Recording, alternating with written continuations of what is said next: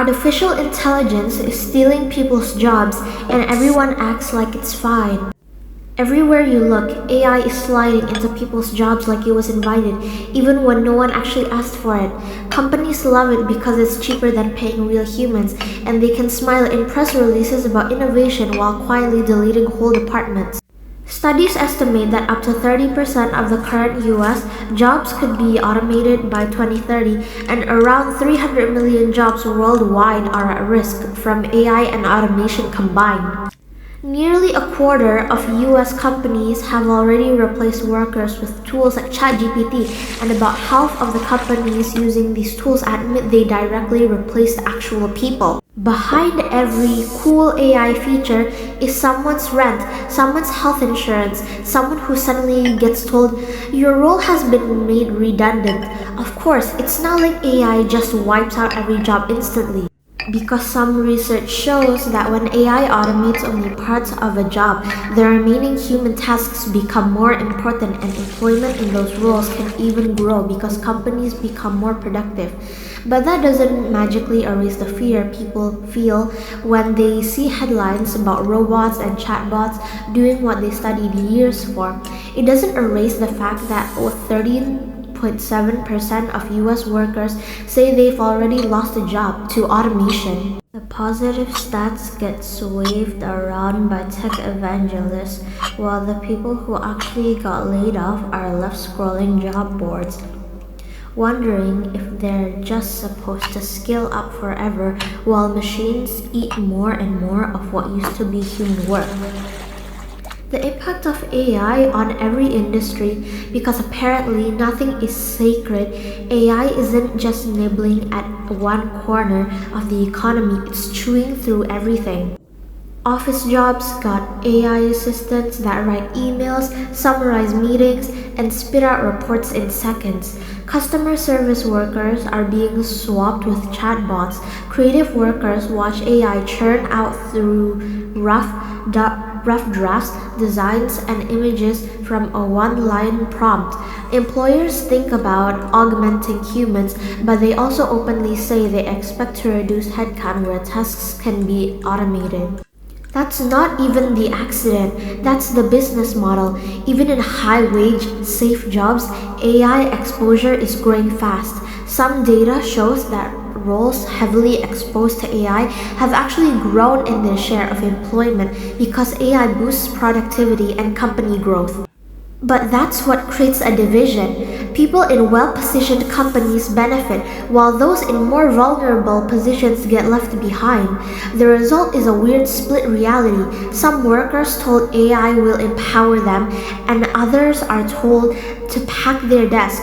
AI doesn't hit everyone equally. It hits those whose labor was actually already treated as responsible, replaceable.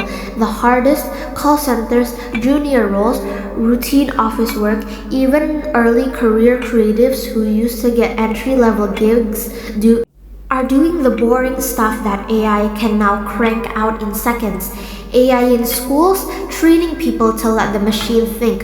School was supposed to be the place where people learn to think, question, and create. Instead, it's increasingly becoming the place where students are quietly trained to outsource their brains to algorithms while being punished if they get caught. Teachers and students are now using AI in huge numbers. One recent report found that around 85% of teachers and 86% of students used AI tools during the 2025 and 2026 school year. That's basically everyone. On the surface, it looks convenient. AI makes quizzes, puzzles, lesson plans, essay outlets, and polished homework answers at ridiculous speeds. But at the same time, reports warn that schools' rapid adoption of AI has outpaced the policies and training needed. At the end of the day, the risks stack up. Data breaches, tech-enabled bullying, malfunctioning systems, and students having weird, unhealthy interactions with chatbots that act like companions. Meanwhile, academic integrity gets murkier. If the machine can write your essay faster and better than you do on a bad day, what's the point of even trying in school? Because schools talk about leveraging AI, but they rarely talk seriously about how it might hollow students' confidence, curiosity, and sense that their own thoughts matter. Okay, so now we add on top, instead of school saying, hey, let's give you a space to have some real ideas, they say, here's a tool that can generate ideas for you, just don't get caught cheating. Some critics already worry that schools are buying into AI hype too fast and without enough skepticism. So we get this contradiction where schools ruin creativity, then hand kids AI to patch over the burnout they helped create, the water cycle, and why blaming AI for 13 years left of fresh water is both wrong and terrifying. Now let's drag the water cycle into this rant, because apparently even that isn't safe from AI discourse. The water cycle is this endless movement of water on above and below Earth's surface. It has key stages: evaporation, transpiration, waters from oceans, lakes, plants turns into vapor and rises, condensation, water vapor cools down and forms clouds, precipitation, water falls as rain, snow, hail, etc. Infiltration to the surface. Water flows over land into rivers and oceans or soaks into the ground. The total amount of water on Earth stays essentially constant. The cycle just moves it around. What I'm trying to say is, the problem isn't that water disappears, it's that usable. Clean fresh water becomes harder for people to access because of pollution, climate change, mismanagement, and overuse. Into this, some people have started screaming that we only have 13 years of drinkable water left because of AI. When people online actually went looking for where that number came from, they found that there's no solid evidence behind a 13 years countdown specifically caused by AI data centers. Actual current estimates suggest that data centers account for a tiny fraction of global freshwater use, around 0.02% now, maybe rising to below from 0.1 in the future. By the way, this doesn't mean AI has no impact. Running large models of AI does require huge amounts of electricity and water for cooling, and a 2023 study warned that AI's secret water footprint is a real issue in a world already facing severe freshwater stress. In 2022, Google, Microsoft, and Meta AI together used an estimated 580 billion gallons of water for power and cooling their data centers. That's enough to supply the annual water that needs around 15 million households. So yes, AI is gulping water in places that are already struggling, but 13 years left because of AI is misinformation. It oversimplifies and hides the real villains: climate change, industrial overuse, broken infrastructure, and governments that let all of that happen. The water cycle will keep cycling. The question is whether humans will manage fresh water responsibly or sacrifice it to keep servers cool so people can generate infinite cat images and fake essays. People used to sit with a blank page and wrestle ideas out of themselves.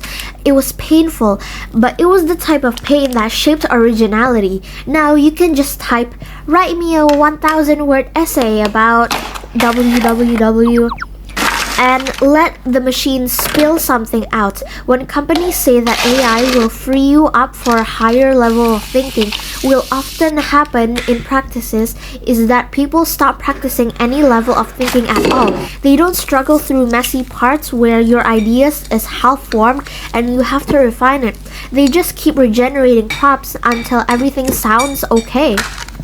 Historically, every creative work, every scientific breakthrough, every movement came from people who carried ideas around in their heads, argued with themselves, and pushed against the limits of what already existed. AI doesn't have ideas. It statistically stitches together patterns from everything people already made. It's a remix on steroids. That means when people lean on AI prompts as a default, they're letting yesterday's patterns decide tomorrow's thoughts.